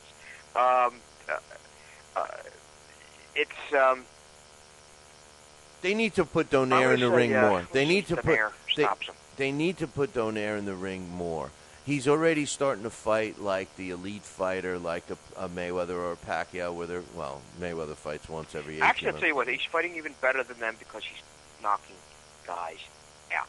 He's going after it. People want to see knockouts. I mean, that's the biggest allure in boxing. It's the 12-run home run. When you're down by 8 in the bottom of the 9th inning. It's what makes boxing unique. And Donaire has that, not only has that talent and the ability, but has the willingness to do it. And we're not seeing it. You know it. I know it. Your great listeners, they know it. We're not seeing it. And that's where some of the allure of boxing, that's why boxing's losing some because we're getting guys that are willing to turn around and just, to borrow the phrase of Al Davis, just win, baby. But just win, baby is really not cutting it. Well, for what and why people tune in to the sport. Well, what's happening or not happening is the promoters aren't. Listen, we can blame Joe. I mean, we could probably spend a week with intelligent conversation of why and whose fault boxing is, whose fault it is that boxing's been where it's been, and it didn't just happen overnight. It's been happening for 100 years, and I'm sure we could both give good cases. But you know what? If you pick one particular group, I have to put the blame, and this is my opinion, on the promoters. And the reason why is because they're lazy. They're not promoting anymore. There's a lot of exciting, talented young fighters out there that no one's ever heard of, and their whole career is going to be in obscurity. They're just never going to be heard of, and the sport is hurting because of it. When we have a guy like Julio Cesar Chavez, and I'm not knocking the kid because I happen to have becoming a little more interested in him. But to watch a guy like him as a champion develop, I think that's wrong. I think champions need to be already developed before they get a belt. I agree with that. You know, we're losing. Well, I like what. I had an interesting day yesterday. I spent it with the two most powerful people in boxing. Al Heyman?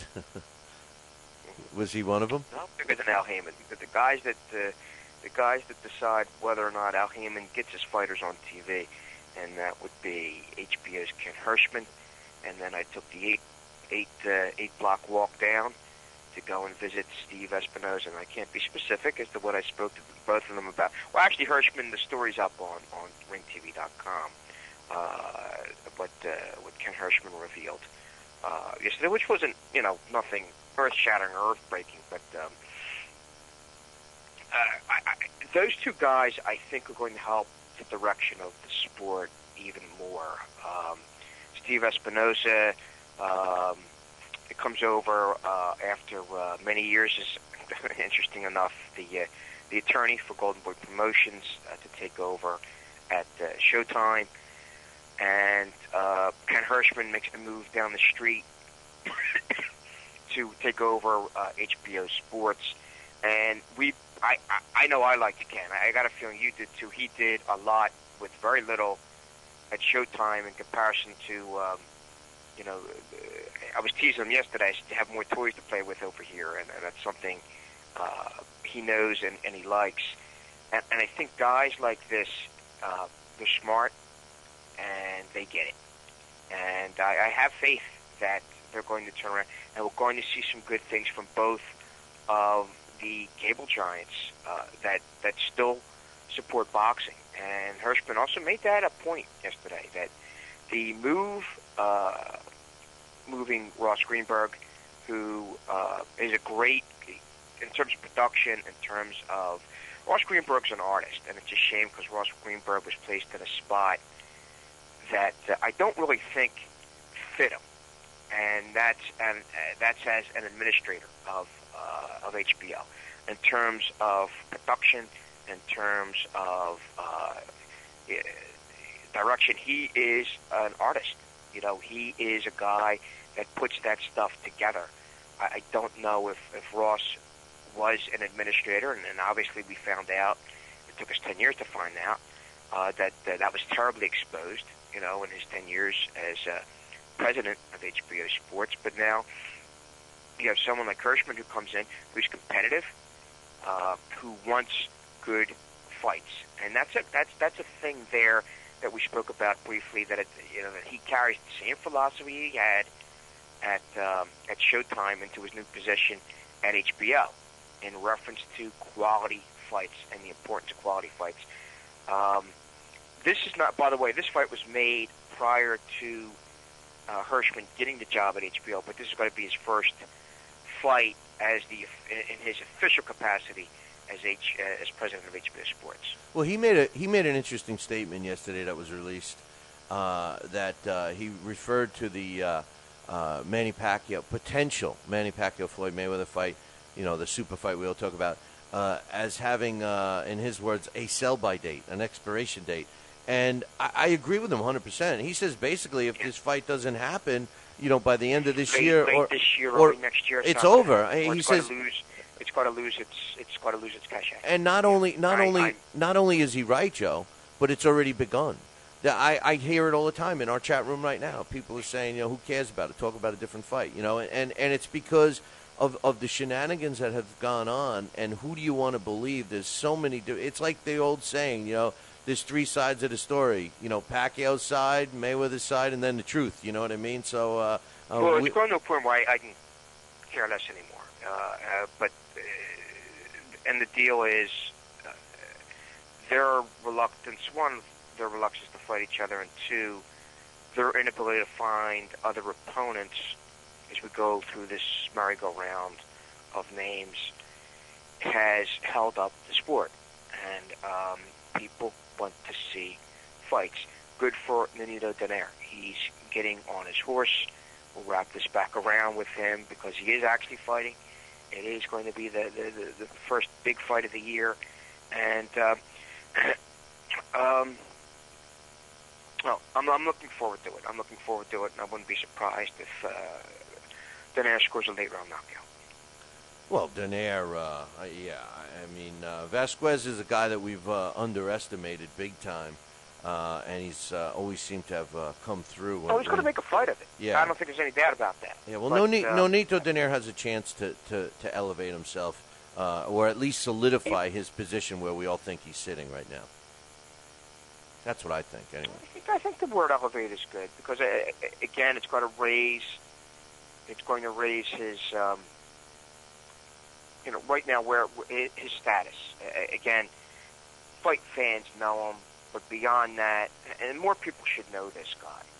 I'm not saying, again, he's Manny Pacquiao in terms of popularity or anything like that.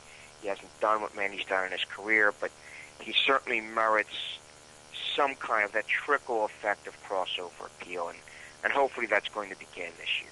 I got two other questions for you, and we got to let you run.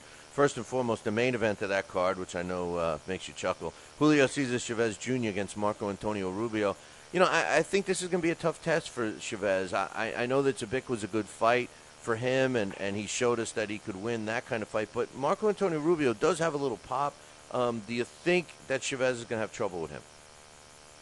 No, not really. I mean, Bob Arum's too smart to let the Golden Goose, crap. He's too smart to, Rubio, we know Rubio's going to put in an effort. I tell you what, though, too, I think Rubio's improved drastically since, and correct me if I'm wrong, I mean, one time Rubio took on Kelly Pavlik, didn't he? Well, did he? I know he fought. Did he fight Pavlik or Hopkins? Didn't he fight Hopkins too?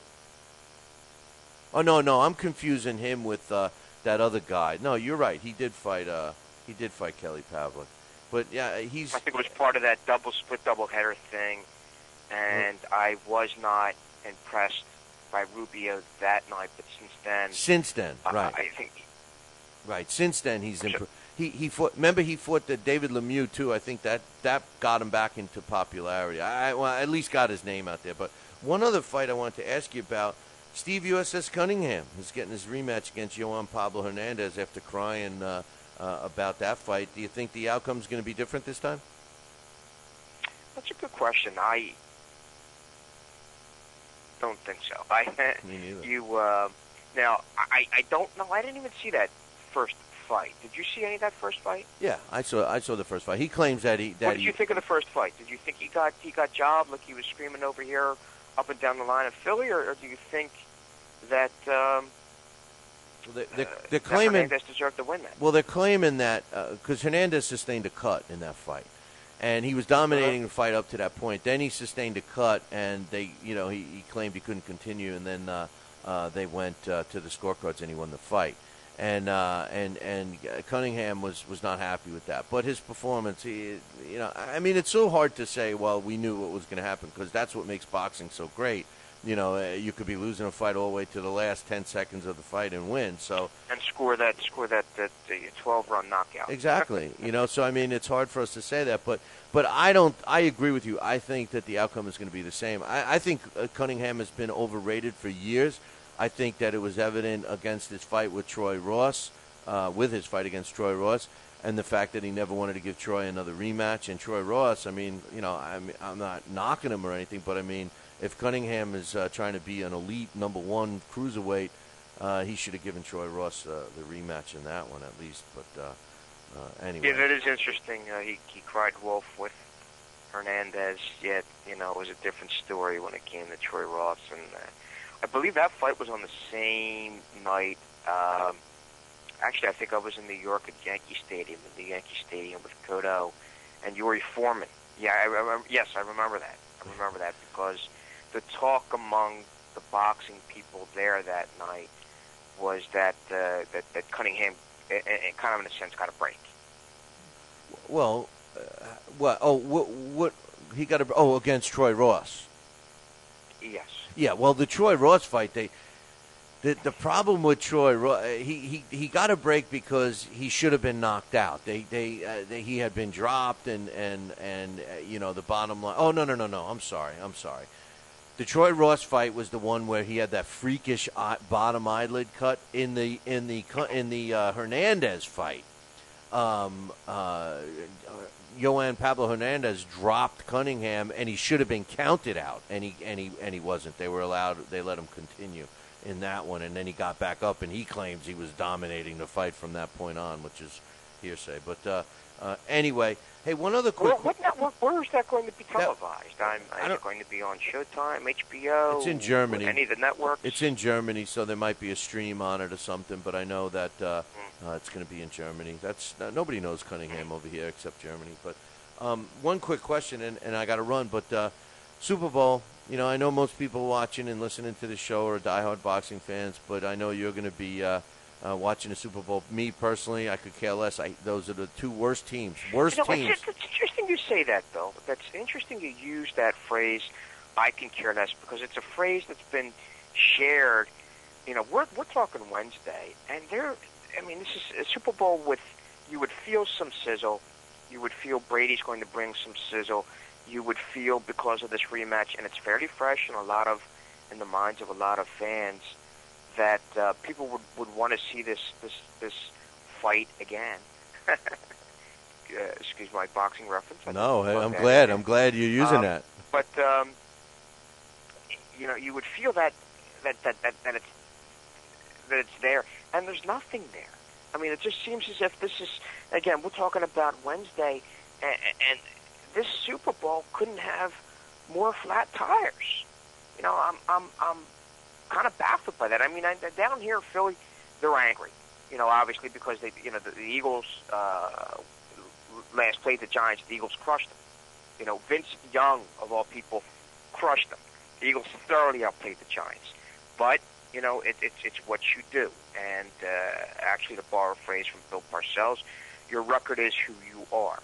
And how far you advance is who you are. I mean, the Giants went in and beat the champs. They unseated the Green Bay Packers. They went into San Francisco and beat a pretty good, pretty sound San Francisco 49ers team. But I'll tell you what, my leaning is towards Brady. And I would not mind seeing Brady win one more time. I'm just big on stars. I'm big on. I like to see things come to fruition. I like to see a guy like a Brady win, 4 out of 5 Super Bowls. I'm trying to think here. He won back-to-back. It was Carolina and it was the Eagles. He had beaten the Rams earlier and obviously lost to the Giants. So I would not mind seeing some history again being made. I think he would match both Montana and I believe Troy Bradshaw in terms of Super Bowl victories. And Troy and I think another playoff victory would give him the all-time record for playoff victories and postseason victories as starting quarterback. He's very special on a lot of different fronts, and I would not mind seeing his unique talent, and his ability to be celebrated, and that would be capturing a 4th Super Bowl championship. And Belichick is very old school, which I like and respect, and Coughlin is too, for that matter. I mean, I do have to put Coughlin in there. And as we're talking here, and it's a very, very rainy Wednesday, I am loading up for, I know you wouldn't recognize it, and I'm sure many of your great listeners probably wouldn't, but today is actually National Letter of Intent Day in college football. And another passion is all these great high school kids that they get to cover down here. So, my day is going to be a very, very long one, my friend, because we have a bunch of kids flip-flopping and switching schools, and I'm still dealing with the Penn State scandal and what's going on there and the residue of that whole situation, because that staff is actually doing some things that, God forbid, is making Joe Paterno turn in his grave. Well, I'm sure. You know what? At least one thing, you'll be dealing with the kids that still are very passionate about this. You know what? I wanted to make real quick here. Real quick, because I gotta go. boxing gets called the filth sport by all these mainstream people in the media who are jackasses. And let me go on a 2-second rant here. I don't know if you're going to come off bigger filth mongers than you are in college football. What these grown men, and we're talking about 17, 18-year-old kids, what they tell them, the manipulation that goes on, the lies, the countless lies that these kids are told is insane. And I was talking about this very thing yesterday with a number of boxing writers who are going to be placed in the same position as I am today, watching National Letter of Intent Day and keeping track of, what kids commit to what schools, things of that nature. Okay. But the bottom line is, it is a filth business. Lies, deceit.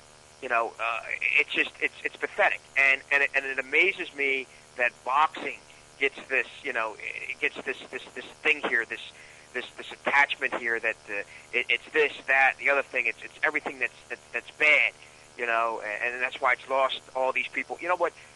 Take a good look at the pigsty college sports is. More so with college basketball than it is with football, but still lies and conceit and not following through. And again, what makes it even worse is the fact that, we have lies and conceit in boxing, we certainly do. But what makes it worse is you're dealing with kids. You're dealing with 17 and 18-year-old kids that this manipulation takes place with. And to me, it's pathetic. It's a joke. It's out of hand. And please, spread the word. Have people turn around and defend, I'm not going to say our sport, but in a sense it's our sport, boxing. You know what? Anybody that throws it up, you're sitting at a bar, throw up college football. Throw up the cesspool that college football and college basketball recruiting is. You want a real cesspool? Take a real good look at that. And that's for the ignorant jackasses. I use a stronger word on Saturday's show. It begins with an A and it ends with an E.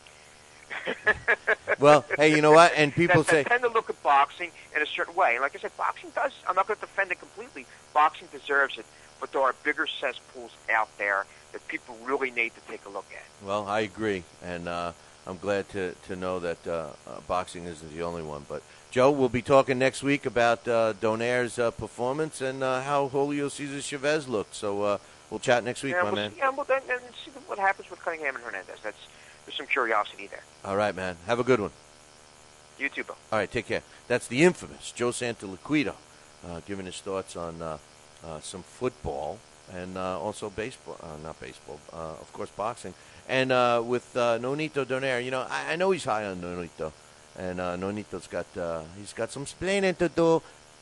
He's got to really, he's got to have a good performance. I think he's in with a tough kid. We'll talk about that on Friday. Marty Mulcahy will give us his thoughts. A couple of things real quick. What I wanted to mention is you've heard of Matt Skelton, right? Yeah, well, if you're in England, you've heard of him. And I think most boxing fans know he's a heavyweight. He's been around a while. He's fought for, several titles over the course of his career. He's got a record of 25 wins, 6 losses. The last time he fought was during the prize fighter tournament. He also had a couple of good fights against my man Martin Rogan. Well, he's getting back in the ring. He's going to be on the co-main event of a fight that's taking place this weekend. On March 3rd against when Jamie McDonald is going to be making a defense of his European title. Matt Skelton is going to be on that undercard as the main co-main event, or the co-main event.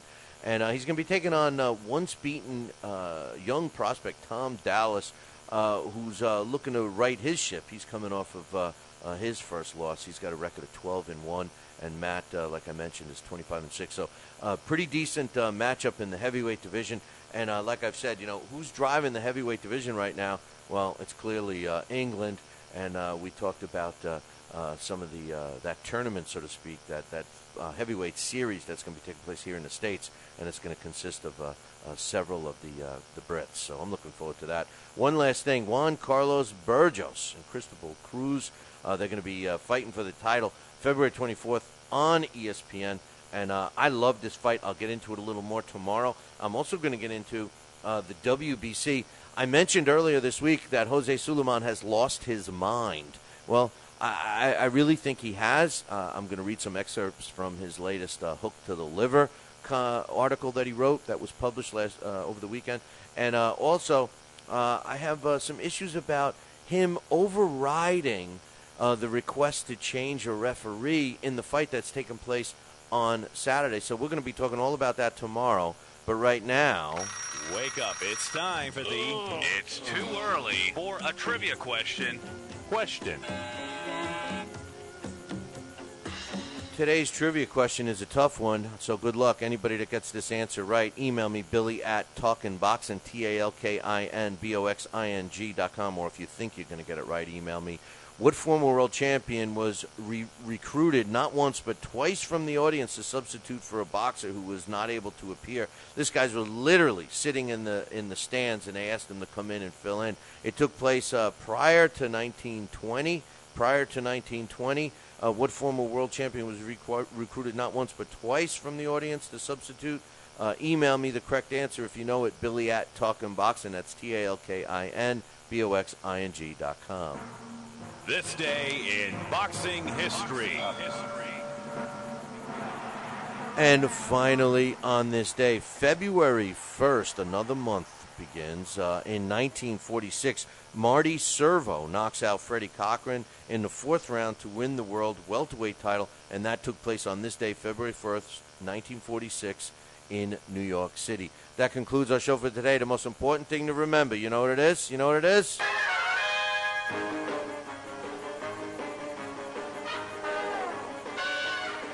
Tune in tomorrow morning, same bat time, same bat channel. The Fight Now channel, of course. Call your local television provider right now and tell them that you want the Fight Now channel added to your sports channel lineup. For all the information about Fight Now, visit their website, www.fightnow.com. See you all tomorrow. Ciao, baby.